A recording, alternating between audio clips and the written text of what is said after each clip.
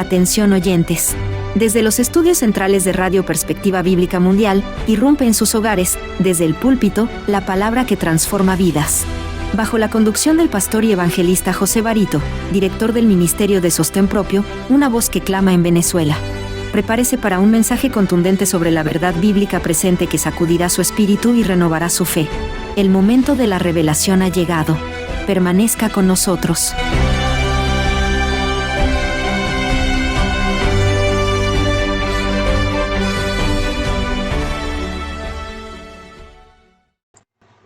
Muy bien. Un saludo cordial a toda nuestra audiencia de Radio Perspectiva Bíblica Mundial. Valoramos profundamente su sintonía y el espacio que nos brindan en su día a día. Antes de iniciar, honramos y reconocemos la guía de la soberana majestad de los cielos, Dios Padre, Hijo y Espíritu Santo, cuya sabiduría dirige cada palabra que compartimos. Sin más preámbulos, damos paso al mensaje preparado para este tiempo, titulado ¿Quién es el anticristo? Ese es el título de nuestro tema. ¿Quién es el anticristo? Esta es una revelación profética que sacudirá el mundo entero. Y antes de desarrollar el tema, quiero hacer una pequeña introducción. Y la pregunta que nadie se atreve a hacer. Distinguidos oyentes, hoy vamos a hablar de algo que muchos pastores evitan, que muchas iglesias esconden, que muchos teólogos disfrazan con palabras bonitas. Pero la verdad no necesita disfraces. La verdad no necesita diplomacia. La verdad es un martillo que rompe la roca en 1000 pedazos. Por casi 2000 años, el mundo cristiano ha estado bajo uno de los engaños más sofisticados, más elaborados, más diabólicos que Satanás jamás haya diseñado. Y hoy, con la Biblia en la mano y el Espíritu Santo como testigo, vamos a desenmascarar a ese impostor.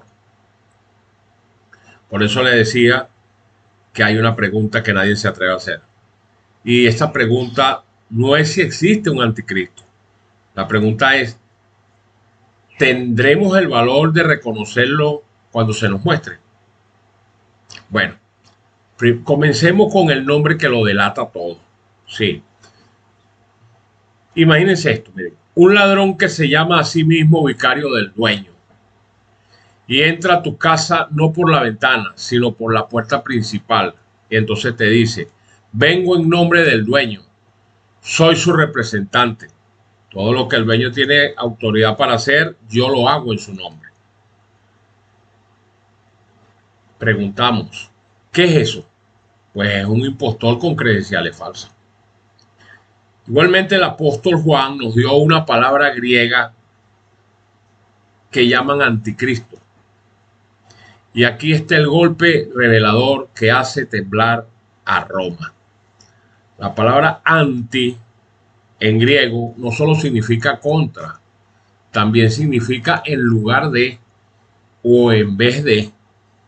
Entonces, cuando el Papa se llama a sí mismo vicario de Cristo, ¿qué significa en lugar de Cristo? ¿Qué está diciendo en griego? Está diciendo yo soy el anticristo. Respetable oyente, el papado firmó su propia acta de identificación. No necesitamos teorías conspirativas, no necesitamos especulaciones futuristas. Ellos mismos pusieron la etiqueta en su frente. Como decimos en nuestro pueblo, todo el que se va a morir se mete por el cañón para adentro. Sí, esto es un engaño maestro, no es un enemigo, es un impostor. Aquí es donde muchos se equivocan. Buscan al anticristo en las mezquitas, en el comunismo, en el ateísmo, en algún dictador futuro, pero eso no es lo que la Biblia relata, nos dice, nos vislumbra. Pues miren, el anticristo no viene gritando, abajo Cristo. No, el anticristo viene susurrando, yo soy el Cristo. Sí, escuche lo que dice Primera de Juan, capítulo 2, verso 22. Él dice, ¿quién es el mentiroso sino el que niega que Jesús es el Cristo? Pues este es el anticristo que niega al Padre y niega al Hijo. ¿Ven ustedes allí la sutileza? Pues el texto bíblico no dice que el anticristo rechaza a Cristo, no, dice que reemplaza a Cristo. Fíjense ustedes, pues Judas no traicionó a Jesús con un cuchillo, ni con una espada, no, lo traicionó con un beso. Satanás no destruyó a Job atacando su fe directamente, lo atacó quitándole todo lo demás primero. Y el anticristo no destruye el cristianismo atacándolo desde afuera. Lo pudre desde adentro, vestido con ropas sacerdotales. El caso es que hay una profecía que no falla, donde Pablo vio el futuro. Y eso lo podemos, esa profecía la vemos en segunda epístola a los tesalonicenses, en el capítulo 2, versos del 3 al 4.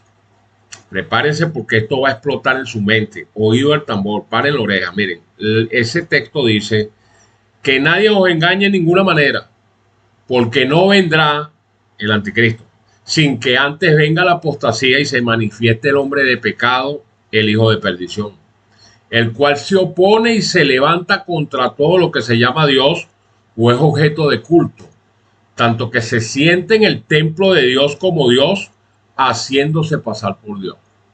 ¿Se fijan? ¿Captaron las señales que Pablo nos da? Bueno, la primera señal allí en ese texto es que vendría después de una gran apostasía. Entonces preguntamos, ¿qué pasó después que los apóstoles murieron? Indudablemente que una apostasía vino y fue una apostasía masiva. Entraron doctrinas paganas, filosofías griegas, rituales romanos putrefactos, y pues la iglesia se casó con el mundo. Eso fue lo que pasó. Una segunda señal en ese texto nos habla de un hombre de pecado. Sí, no un hombre de pecado, sino el hombre de pecado, que es diferente. El campeón mundial del pecado institucionalizado. ¿Y qué ha hecho el papado? ¿Qué ha hecho? Pues mire, vendió el perdón de pecados a través de indulgencia. Eso no le corresponde a él. Protegió pedófilos por décadas. Masacró millones en la Inquisición. Cambió los mandamientos de Dios y estableció el pecado como doctrina. ¿Quién se atreve a decirme que eso es falso? Otra señal en el texto. Dice que se sentaría en el templo de Dios haciéndose pasar por Dios. Pues no es en una mezquita, no es un templo judío reconstruido. Es en la iglesia cristiana. Es obvio para el que lee y escudriña las escrituras con agudeza que el papado se sienta en la Basílica de San Pedro, rodeado de cristianos, adorado por cristianos, destruyendo el cristianismo desde adentro. Y también hay otra señal en ese texto. Dice que como Dios haciéndose pasar por Dios. Y para muestra un botón, usted escucha los títulos del obispo de Roma y este hombre se hace llamar Santo Padre, cuando solo Dios es Santo Padre. Se hace llamar su santidad cuando solo Dios es santo. Se hace llamar sumo pontífice, que es sumo sacerdote. Pero el libro de Hebreos 4, verso 14, dice que Cristo es nuestro único sumo sacerdote.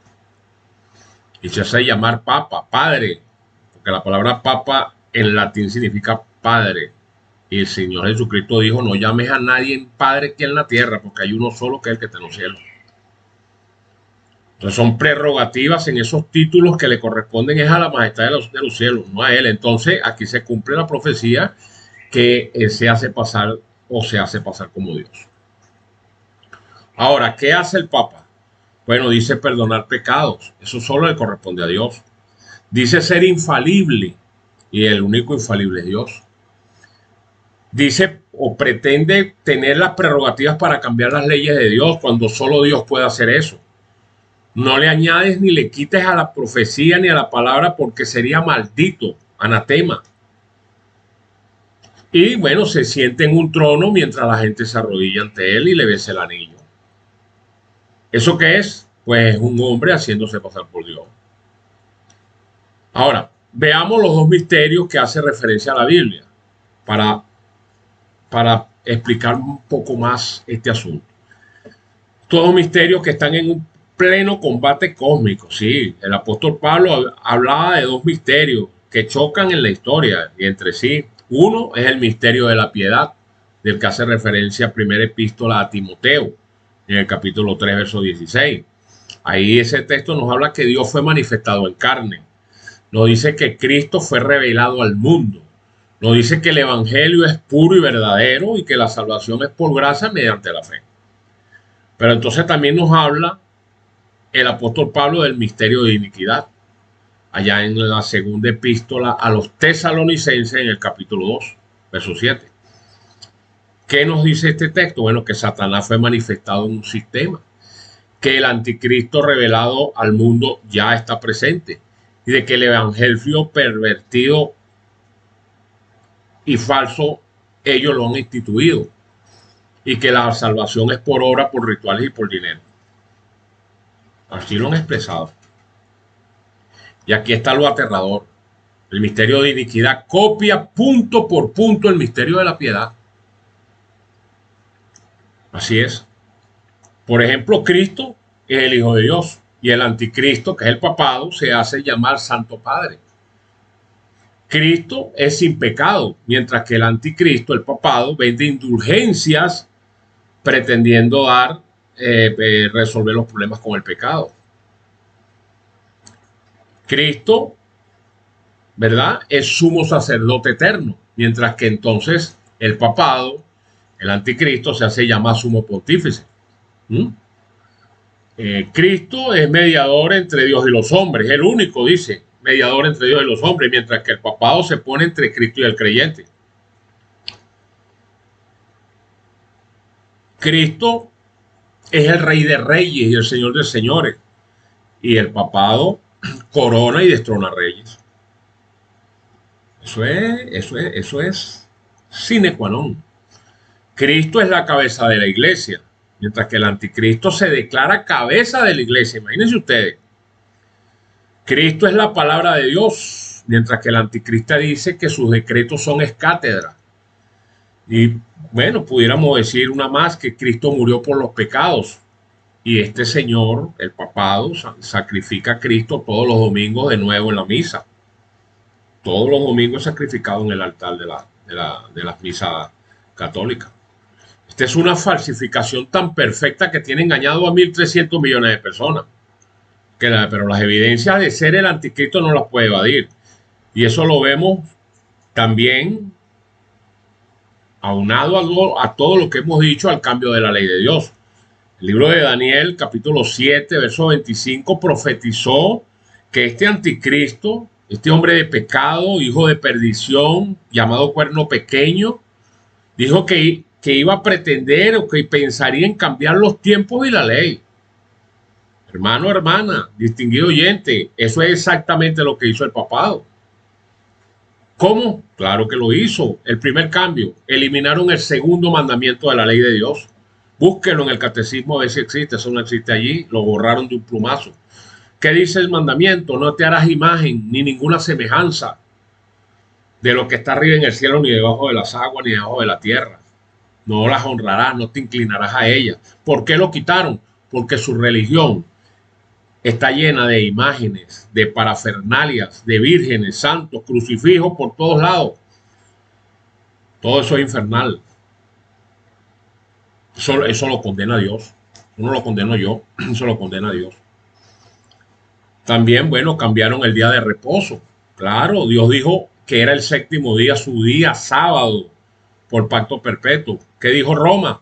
Ahora no, ese no es el domingo. Ahora, ¿con qué autoridad? Con la autoridad que ellos se robaron. ¿No pretenden ser Dios en la tierra? Bueno, ahí lo tienen, pues. Dios dijo sábado, no, yo digo domingo. Bueno, se cumple el domingo. Escuchen esta cita de ellos mismos, del Catecismo Católico. Dice que la iglesia tiene el poder de cambiar los preceptos divinos porque nuestro Señor dijo a Pedro, todo lo que atares en la tierra será atado en el cielo. Es una manipulación eclesiástica. Eso es blasfemia pura. Nadie puede cambiar la ley de Dios. No, señor. Otra evidencia, los milagros mentirosos. El libro de Tesalonicenses, el capítulo 2, verso 9, la segunda epístola, nos dice que ese advenimiento de ese anticristo es por obra de Satanás y lo va a hacer con gran poder y con señales y prodigios mentirosos. Eso es lo que dice. Pues el papado dice hacer milagros. Y usted se preguntará, bueno, ¿cómo es eso? Claro, milagros mentirosos. La transustanciación es un milagro mentiroso. Dice que convierten el pan y el vino en el cuerpo literal de Cristo. Eso es una mentira garrafal. Jesús dijo, hagan esto en memoria de mí. Él no dijo, conviértanme en galleta. ¿Ah? Otro milagro mentiroso, el bautismo regenerador. Dicen que el agua del bautismo salva el alma y se lo hacen a los recién nacidos. Eso no fue lo que mandó Jesucristo, eso es una mentira. Efesios capítulo 2, verso del 8 al 9 dice que por gracia somos salvos, no por obras. Otro milagro mentiroso, el perdón en el confesionario.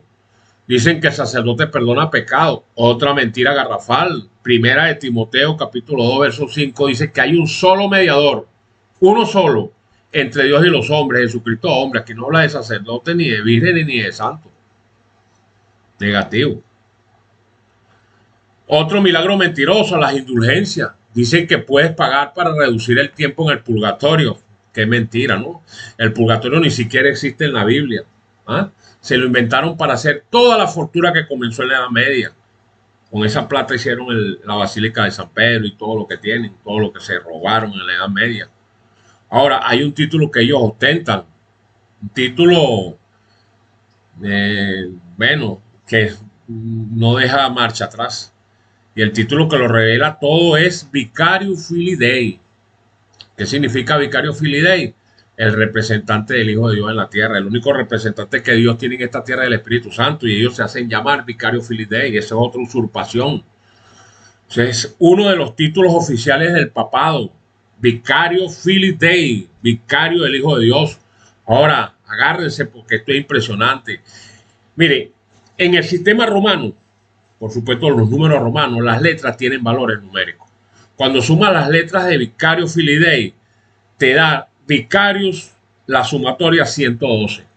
Filii te da 53. Y Dei, que es Dios, te da 501. Cuando usted suma 112 con 53 y con 501, ¿cuánto da?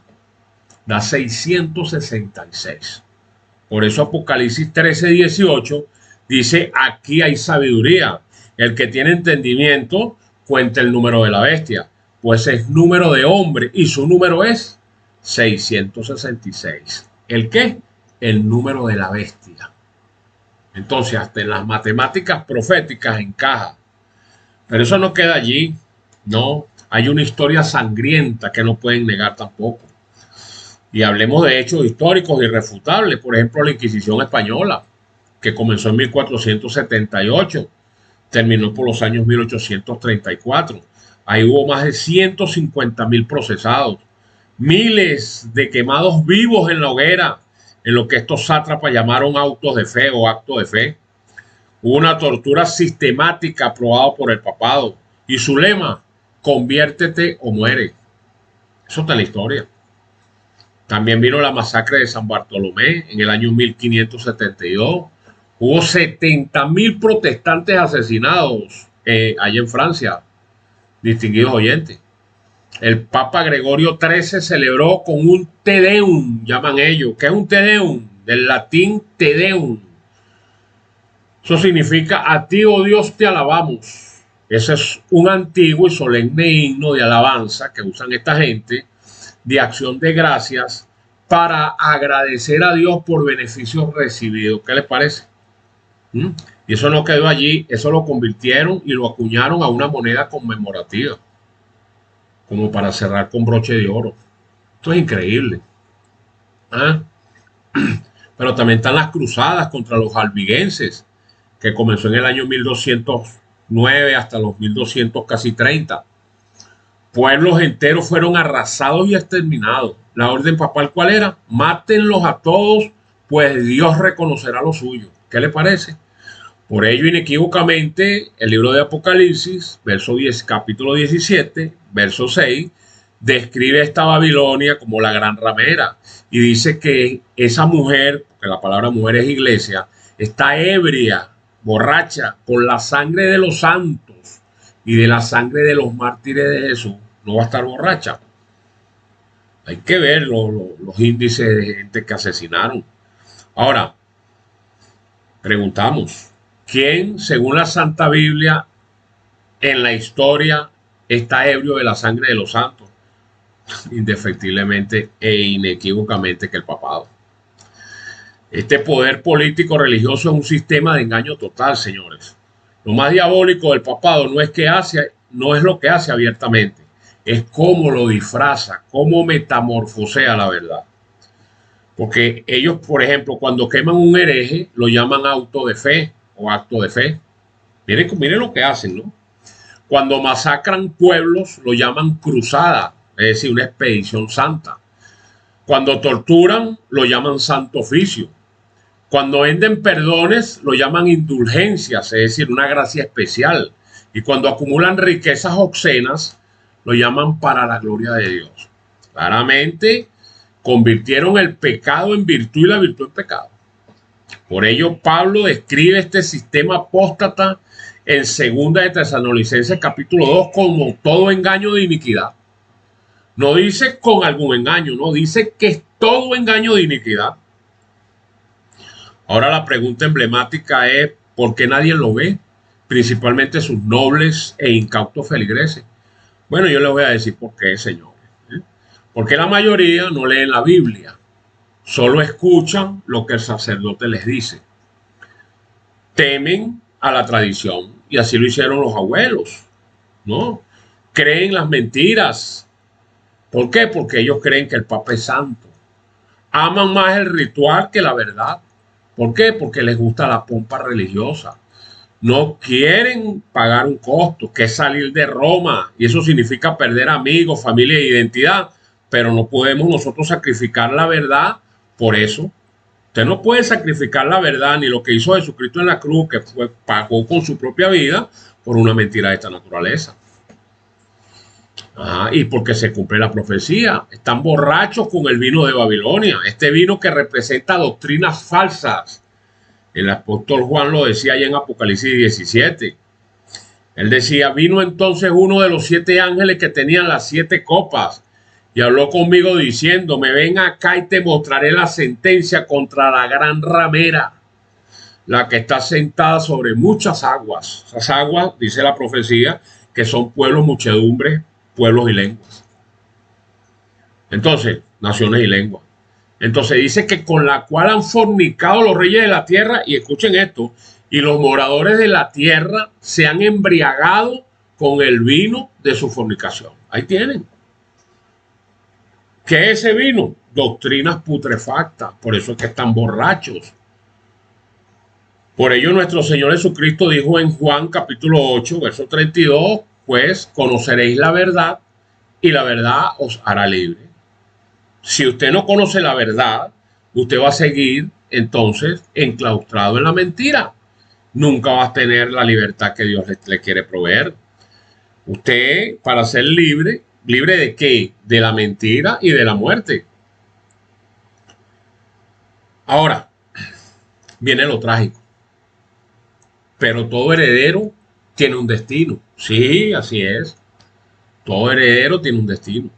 ¿Cuál será el destino profético del anticristo? Bueno, Apocalipsis 17:11 dice que como es un heredero, pues va a la perdición. Así lo dice. No dice que probablemente pues que se arrepienten y vayan a la perdición. No, dice que va a la perdición. Según de Tesalonicenses capítulo 2, verso 8 dice, y entonces dice que se manifestará aquel inicuo a quien el Señor matará con el espíritu de su boca y destruirá con el resplandor de su venida. Eso es una profecía que está dada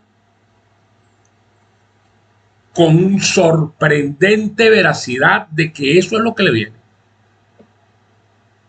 Daniel capítulo 7, verso 26 dice que se sentará el juez y le quitarán su dominio para que sea destruido y arruinado hasta el fin. Profecías para escatológicas que se van a cumplir ahorita. Y Apocalipsis 19:20 dice que la bestia fue apresada. La bestia es un poder político y religioso. La Biblia lo denota como bestia, pero eso significa poder político y religioso. Dice que fue apresada y con ella el falso profeta. ¿Quién es el falso profeta? Son los protestantes apóstatas que siguieron las mismas doctrinas de Roma, aunque son, entre comillas, separados de la Iglesia Católica y se hacen llamar cristianos evangélicos, siguen guardando la falsa doctrina que guarda Roma o que instituyó Roma, como es la inmortalidad del alma y como es el falso día de reposo, que es el domingo. El 90 y pico por ciento de la Iglesia evangélica guardan el domingo. Esa es la marca de la bestia. Dice que estos dos fueron lanzados vivos dentro del lago de fuego que arde con azufre, y esta es la muerte segunda y eterna y definitiva. Así que, hermano, hermana, distinguida audiencia, el anticristo ya fue juzgado, la sentencia ya fue dictada, solo falta ejecutarla. Y cada día que pasa el papado pierde más poder. Claro, mire, perdió el poder temporal en 1798, cuando el general Berthier, por mando de la Revolución Francesa, le quitó su hegemonía política, llevándose al papa de turno preso a Francia, donde murió un año más tarde. Y ahí murió la hegemonía política del papado hasta el día de hoy. ¿Quién le va a devolver esa hegemonía? Los Estados Unidos ahora. Está por devolverle esa hegemonía al papado. ¿Cuál es la hegemonía? De que ellas entonces su pretensión es que el mundo guarde el domingo, y va a ser que a través de los Estados Unidos se guarde el domingo. ¿Por qué? Porque Estados Unidos es el poder político, es el poder hegemónico militar.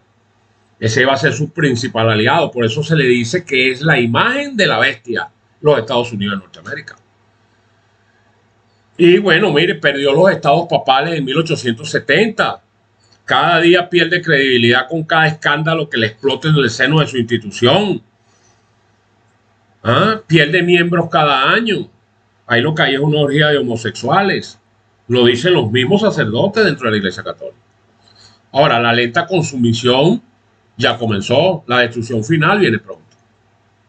Y podemos concluir, distinguidos oyentes, con el llamado que nos da el libro de Apocalipsis en el capítulo 18, verso 4. Dice en este capítulo que hay una orden expresa. Escuchen la voz del cielo. Dice: salid de ella, pueblo mío, para que no sean partícipes de sus pecados ni reciban parte de sus plagas. Señora, aquí no está diciendo permanezcan ahí porque esto se va a reformar. Eso no se va a reformar. Y ustedes vieron la sentencia, va al lago de fuego. Está diciendo salgan de ahí para que no sean partícipes de sus pecados, porque los va a alcanzar las consecuencias de ese pecado. Esto no es un mensaje de odio, es un mensaje de amor que está dando el Señor. No es odio al pueblo católico, no lo es, pero sí odio su falsa doctrina, porque van en detrimento de la voluntad de Dios. Sí, nosotros amamos al pueblo católico, por eso se les grita: despierten. No atacamos a las personas, atacamos al sistema que las tiene cautivas. Por ello, hoy les hago 3 preguntas. ¿Seguirás a Cristo o al anticristo? ¿Creerás en la Biblia o la tradición? ¿O tendrás el valor de salir de Babilonia? ¿O permanecerás en ella a sabiendas que eso te costará tu salvación? Porque viene el día cuando Jesús preguntará: ¿por qué me llamas Señor, Señor, y no hiciste lo que yo te dije? ¿Por qué decías creer en mí pero rezabas a María? ¿Por qué decías seguirme pero guardabas tradiciones corruptas de los hombres? Pues, señores, hoy es el día de salvación. Hoy es el día de que usted tome una decisión firme y categórica. Hoy Dios lo está llamando para que salga de ella lo antes posible, tanto de allí, de esa iglesia apóstata, de esa organización, como de las iglesias evangélicas que guardan los domingos y creen en la inmortalidad del alma, en un fulano infierno que no existe. No es mañana, no, señor. Es cuando sea más conveniente. ¿Y cuando es más conveniente? Es hoy. Dice el Señor: si hoy estás escuchando mi voz, y ves que te estoy llamando, abre la puerta y yo entraré y cenaré contigo todos los días hasta el fin del mundo.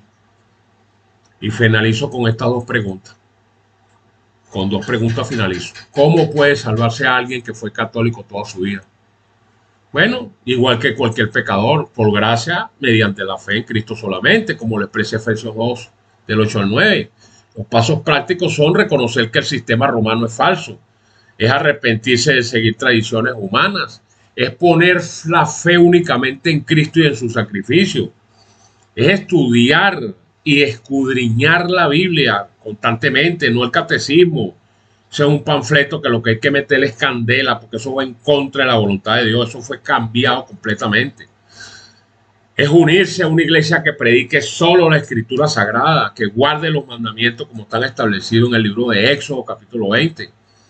Es testificar con amor a familiares católicos. ¿Por qué? Porque la salvación es instantánea, el crecimiento es progresivo. Y la segunda pregunta que le hago es ¿qué viene después? ¿Cómo termina todo esto? Bueno, Daniel capítulo 7, verso 26 y 2 de Tesalonicenses capítulo 2, verso 8 profetizan una doble destrucción. Una doble destrucción. Primero, una consumación gradual que comenzó en 1798, ya lo hemos dicho, cuando Napoleón quitó el poder temporal papal. Continuó en 1870 con la pérdida de los estados papales. Sigue hoy con los escándalos y la pérdida de credibilidad. Y una segunda es la destrucción súbita, cuando Cristo regrese y dice que con el resplandor de su venida va a lanzar a este poder hegemónico al lago de fuego, lo dice Apocalipsis 19:20. Por eso el llamado urgente es a salir de ella, porque el juicio está en pleno desarrollo. Finalmente te pregunto, ¿qué vas a hacer con esta verdad? Bueno, hasta aquí el mensaje. Señores, tuve el placer de dirigirme a todos ustedes. Les habló desde Venezuela el pastor José Barito. Nos despedimos bajo la soberanía de nuestro Padre Celestial, confiando en su dirección para los días por venir. Gracias por ser parte de la familia de Radio Perspectiva Bíblica Mundial. Hasta un próximo encuentro.